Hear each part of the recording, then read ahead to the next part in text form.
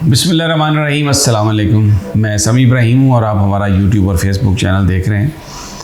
आज मैं आपको इस वक्त जो एक सूरत हाल है, जो एक छोटी आबदोज़ जिसमें 5 लोग हैं, जो समंदर के अंदर गई थी। टाइटैनिक एक जहाज़ था जो पिछली सदी के अवाइल में एक यूरोप और अमेरिका के बीच उसको चलाया गया था, लेकिन 1500 अफराद उस हादसे में, जब वो एक आइसबर्ग से टकराया,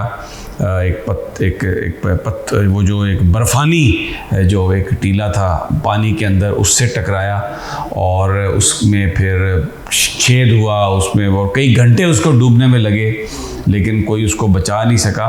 जब तक जहाज़ वहाँ पर पहुँचे तो 1500 आदमी जो थे उनकी हलाकतें हो चुकी थी और गालबन 2100 या 2000 लोग टोटल इसमें सफ़र कर रहे थे। बहुत बड़ी एक ये ट्रेजेडी थी और ये बड़ी एक दिलचस्पी का मौजू रहा है लोगों के लिए, जिन्होंने फ़िल्में भी बनाई हैं। और फिर जो उसका रैकेज है वो अभी तक समंदर के अंदर है, उसको ढूंढने की भी बहुत कोशिश की गई, फिर उसको पॉइंट आउट किया गया। बहुत सारे लोग जो हैं उसको समंदर के अंदर उस रैकेज को देखने के लिए जाते हैं। तो ये भी जो 5 बंदे ये भी उसी रैकेज को, उसी मलबे को जो टाइटैनिक का था, उसको देखने के लिए ये गए इतवार वाले दिन। और इसका जो नाम है जहाज़ का छोटा, जो ये एक आबदोज़, ये तकरीबन 21 फुट लंबी ये आबदोज़, और टाइटन इसका नाम। और इसके अंदर अब ज़ाहिर है, जब समंदर के अंदर कोई जब शिप जाता है तो सबसे बड़ी चीज़ होती है ऑक्सीजन, और भी बहुत सारी चीज़ें होती हैं, लेकिन कि उसके अंदर हवा यानी सांस लेने के लिए कितनी ऑक्सीजन है जो उसको लेके जाएंगे। तो वो बताया जाता है कि जब इतवार वाले दिन वो जब चले तो उनके पास 96 घंटे की ऑक्सीजन थी। इसका मतलब है कि ये जुमेरात की सुबह जो कैनेडियन टाइम है, अमेरिकन टाइम है, उस वक्त तक वो ऑक्सीजन उनके पास है।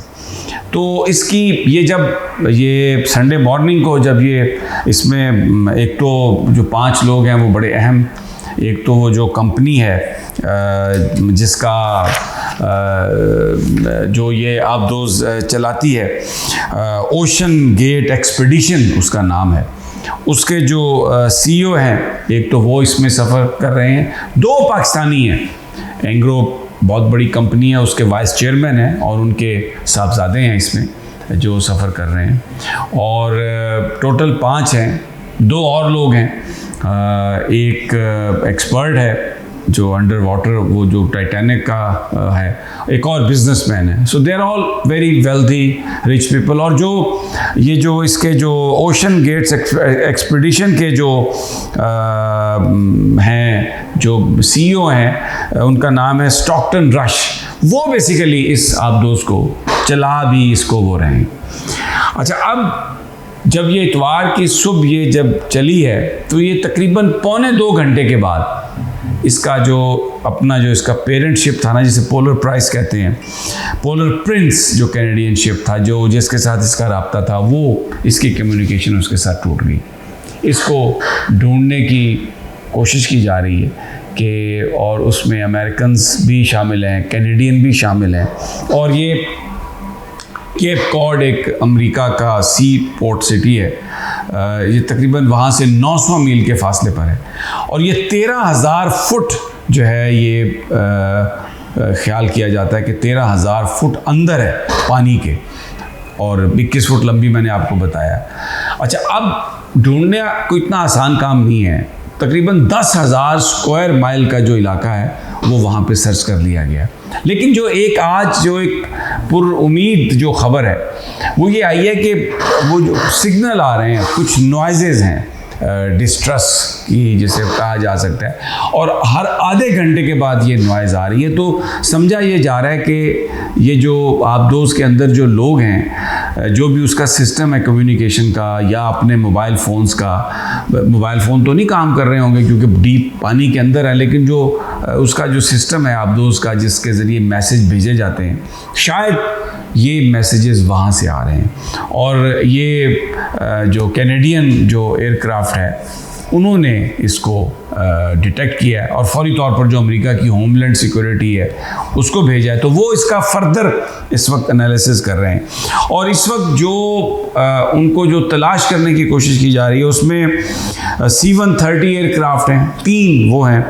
अच्छा, फिर C-17 ट्रांसपोर्ट अमेरिकी फ़ौज के वो ये हैं।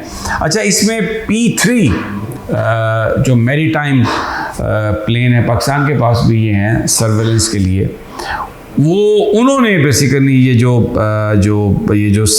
जो इसके जो सिग्नल है उसको इन्होंने रोका है। अब मैं आपको ये देखिए, ये स्टोरी बहुत अहम है। आज से चंद दिन पहले यूनान के साहिल पर, वहाँ पर कश्ती डूबी 700-800 बंदे लेके, और वहाँ पे 7 घंटे से सामने नज़र आ रहा था यूनानी कोस्ट गार्ड को, लेकिन किसी ने उन लोगों को बचाने की कोशिश नहीं की। और बचने वालों ने बचाया कि 7 घंटे तक वो किश्ती, इंजन ख़राब था, वो खड़ी रही, फिर वो उलट गई और लोग उससे पहले उलटने से भी को भूख प्यास से भी मर गए। ये तो गरीब की मिज़री है जो मैं आपको बता रहा हूँ। ये जो कश्ती अल्लाह ताला इसको खैर खैरियत से लेके आए, ये 5 लोग भी मिल जाएं। ये सिर्फ 5 लोग हैं, लेकिन मैंने आपको बताया कि किस तरह अमेरिकी फ़ौज और कैनेडियन फ़ौज और उनके जहाज़, और मैं आपको बताऊं अंडर वाटर रोबोट जो है ना वो भेजे इन्होंने, क्योंकि वहाँ पर इंसान नहीं जा सकता। टाइटैनिक का जहाँ पे मलबा है, हो सकता है कहीं करीब से गुजरते हुए कोई छोटी मोटी चीज़ हो जिसमें ये फंस गई हो, पानी के प्रेशर की वजह से कहीं अंदर किसी को इसको धकेल दिया गया हो, तो वहाँ पर उन्होंने रोबोट उतारे हैं नीचे जो इसको सर्च कर रहे हैं। इंसानी ज़िंदगी चाहे एक बंदे की हो, उसको बचाने के लिए हुकूमतें अपने शहरियों के लिए रिसोर्सेज का इस्तेमाल करती हैं। और शायद हमारा वाहिद मुल्क है जहाँ पर सबसे कम जो कीमत है वो इंसानी ज़िंदगी की है। और कभी किसी ने यहाँ पर जो रहने वाले लोग हैं उनकी सेफ्टी के लिए, सिक्योरिटी के लिए कभी लॉज भी नहीं बनाए। जो भी लॉज बने, मुझे ये कहने में कोई यार नहीं है, ये अपने फ़ायदे के लिए और माल बनाने के लिए ये सब इन्होंने सब कुछ किया और ये बनाए हैं। तो मैं कंपैरिजन कर रहा था कि 5 आदमी हैं और ये इतने जहाज़ और रोबोट्स और वो सिग्नल्स आ रहे हैं, उसमें होमलैंड सिक्योरिटी इन्वॉल्व है और वो उसको बिल्कुल कॉम्बिंग कर रहे हैं। 10,000 स्क्वायर मील छान मारा है उन्होंने उन 5 बंदों को निकालने के लिए, और इधर सैकड़ों लोग डूबते रहे, मरते रहे। गरीब के बाल थे, गरीब के बच्चे थे। और दूसरी बात, हमारे बेहिस हुक्मरान हैं, हमारे पासपोर्ट की इज़्ज़त नहीं है, पाकिस्तानियों को कोई इज़्ज़त की निगाह से नहीं देखता। इसलिए नहीं कि पाकिस्तानी को काबिल इज़्ज़त नहीं है, इसलिए कि हमारे हुक्मरानों की औकात उनके सामने है। उनको पता है कि ये वो लोग हैं जो बारबेरियंस हैं, ये किसी कानून का एहतराम नहीं करते, किसी आइन का एहतराम नहीं करते, इनका काम सिर्फ माल बनाना है, इसलिए इनकी बातों पर कोई बंदा यकीन नहीं करता। मैंने अपने पिछले वीलॉग में आपसे कहा कि ये अब एक इकोनॉमिक रिवाइवल प्लान है, वो बाहर से इन्वेस्टमेंट आनी है ना, तो वो क्यों ऐसे लोगों को, ऐसी हुकूमत को इन्वेस्टमेंट दें जो ना कानून का एहतराम कर सकती है, ना इंसानी हकूक़ का एहतराम कर सकती है, और ना ही वो जो इन्वेस्टमेंट आए उसकी कोई प्रोटेक्शन दे सकती है। यहाँ पर तो अब लोग कहते हैं जी कि आपको बस वकील शकील की ज़रूरत नहीं है, अदालतों का फ़ैसला आ भी जाए तो किसने अमल दरामद करना है? यहाँ पे कौन अमल दरामद करेगा? ये आपके सामने है। इलेक्शन के फ़ैसले जो हैं सुप्रीम कोर्ट ऑफ पाकिस्तान के जजेस कितने बेतौकीर हो चुके हैं, कोई उनकी सुनता है? रोज़ाना अखबारें भरी पड़ी हैं जजेस के बारे में जो गुफ्तगू होती है, कोई एहतराम है? बहरहाल अल्लाह करे कि ये जो आबदोज़ है ये रिकवर हो जाए, और इसमें 2 पाकिस्तानी भी हैं, बाप बेटा हैं, रिच फैमिली से हैं। इंसान अमीर हो या गरीब हो, इंसानी ज़िंदगी की वैल्यू एक ही होती है। बहरहाल गरीब के बच्चे तो मारे गए, वहाँ पे किसने नहीं देखा। अल्लाह ताला इस आबदोज़ को लोकेट करे और इन लोगों की जानें बच जाएं। लेकिन जो सर्च हो रही है, जिस तरीके से चीज़ें चल रही हैं, तो वो दुनियावी तौर पर जो भी कोशिश है वो पूरी हो रही है वहाँ पर, क्योंकि उस जगह पर गालिबन रूल ऑफ लॉ है। इजाज़त दीजिए, अगली वीडियो तक इंशाल्लाह जल्द मुलाकात होगी, अल्लाह ने के बाद।